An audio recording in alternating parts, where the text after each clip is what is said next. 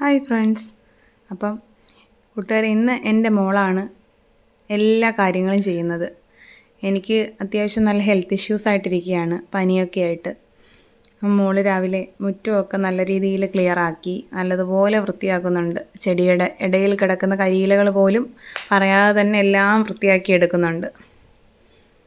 തൂത്ത് എല്ലാം നീറ്റാക്കുന്നുണ്ട് ആൾ. Front portion മാത്രം തൂക്കാനാണ് പറഞ്ഞിരിക്കുന്നത്. അത് നല്ല വൃത്തിയായിട്ട് തന്നെ ചെയ്യുകയും ചെയ്തു. അതെല്ലാം കഴിഞ്ഞ് വേസ്റ്റ് വെള്ളം വെച്ചിരുന്നത് കൊണ്ട് കളയുന്നുണ്ട്. അതുപോലെ തൂത്ത് വെച്ചിരിക്കുന്ന കാര്യങ്ങളൊക്കെ കൊണ്ട് കളഞ്ഞു. ശേഷം ചെടിക്കും പച്ചക്കറികൾക്കും വെള്ളം ഒഴിക്കാനാണ് അടുത്ത ആളുടെ പരിപാടി. എല്ലാം നല്ല രീതിയിൽ വൃത്തിയായി ചെയ്യുന്നുണ്ട്. എല്ലാ ദിവസവും രാവിലെയും വൈകുന്നേരവും നല്ലതുപോലെ ചെടികളെയും പച്ചക്കറികളെയും പരിചരിക്കുന്നത് കുറച്ച് ദിവസമായിട്ട് എൻ്റെ മോളാണ്. തക്കാളിയൊക്കെ നല്ല രീതിയിൽ വിളവ് നൽകുന്നുമുണ്ട്. ഒരുപാട് പുതിയ പുതിയ കായ്കൾ വരുന്നുമുണ്ട്. പച്ചമുളകിലായാലും ഉണ്ടമുളകിലായാലും നല്ലതുപോലെ കായ്ഫലങ്ങൾ കിട്ടുന്നുണ്ട്. ഫേസ്ബുക്കിലെ ഒരു പേജിൽ നിന്നാണ് ഞാൻ ഈ പച്ചക്കറി വിത്തുകളൊക്കെ വാങ്ങിയത്. പയർ, പാവൽ, തക്കാളി, ഇത് മൂന്നുമായിരുന്നു ഞാൻ വാങ്ങിയിരുന്നത്. ധാരാളം വിളവ് ലഭിക്കുകയും ചെയ്തു. പയറൊക്കെ ഒരുപാടുണ്ടായിട്ടുണ്ടായിരുന്നു. ഇപ്പോൾ ഉള്ളത് തക്കാളിയാണ്. തക്കാളി ധാരാളം പഴുത്ത് തുടങ്ങിയതുണ്ട്, പുതിയ കായ്കൾ വരുന്നതുണ്ട്. അതുപോലെ പഴുത്ത് നല്ല പാകമായി പറിക്കാറായതുണ്ട്. ഒരുപാട് തക്കാളി എനിക്ക് ലഭിച്ചിട്ടുണ്ട്. എനിക്ക് 3 വിത്തിനും കൂടെ ഏകദേശം കൊറിയർ ചാർജ് ഉൾപ്പെടെ 150 രൂപയായിരുന്നു ആയത്. ശേഷം എൻ്റെ മകൾ ചെടികൾക്കൊക്കെ വെള്ളം ഒഴിക്കാൻ എത്തിയിട്ടുണ്ട്. കടലാസ് ചെടിയൊക്കെ നല്ല രീതിയിൽ പൂത്ത് വന്നിട്ടുണ്ട്. ആകെ 2 പോട്ടിലാണ് എനിക്ക് കടലാസ് ചെടിയുള്ളത്. അത് രണ്ടും നല്ലതുപോലെ തന്നെ പൂക്കുന്നുണ്ട്. ചെടികളുടെ പുഴുക്കളെയൊക്കെ എടുത്ത് മാറ്റുന്നുണ്ട്. എല്ലാ കാര്യങ്ങളും നല്ല ശ്രദ്ധയോടുകൂടി തന്നെയാണ് ആൾ ചെയ്യുന്നത്. ഇപ്പോഴേ ഇങ്ങനെ ശീലിപ്പിക്കുന്നത് നല്ലതാണെന്ന് എനിക്ക് തോന്നിയിട്ടുണ്ട്.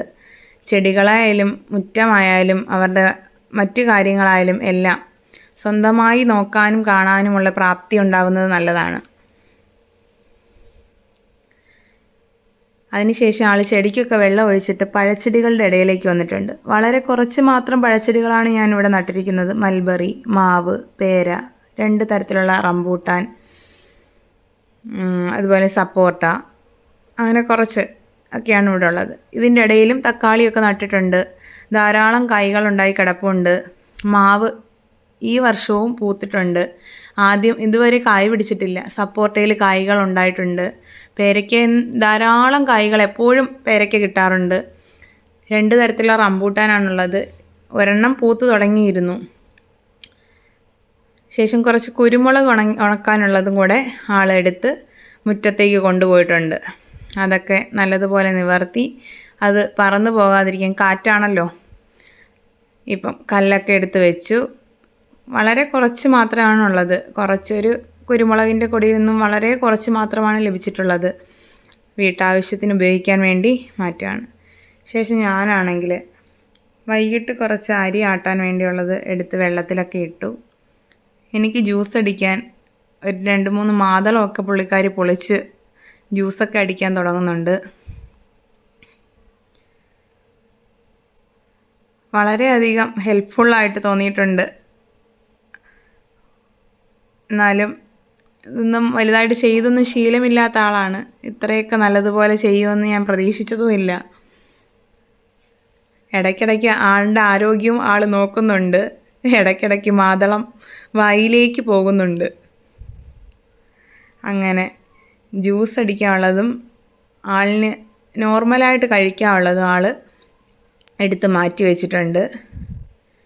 അങ്ങനെ ജ്യൂസൊക്കെ അടിച്ച് തരാനുള്ളത് ജ്യൂസറിലേക്ക് ഇട്ടിട്ടുണ്ട്. ജ്യൂസറിലേക്കിട്ട് ജ്യൂസ് അടിച്ച് വെള്ളമൊന്നും ചേർക്കാതെ നല്ല തിക്കായിട്ടാണ് അടിച്ചിരിക്കുന്നത്.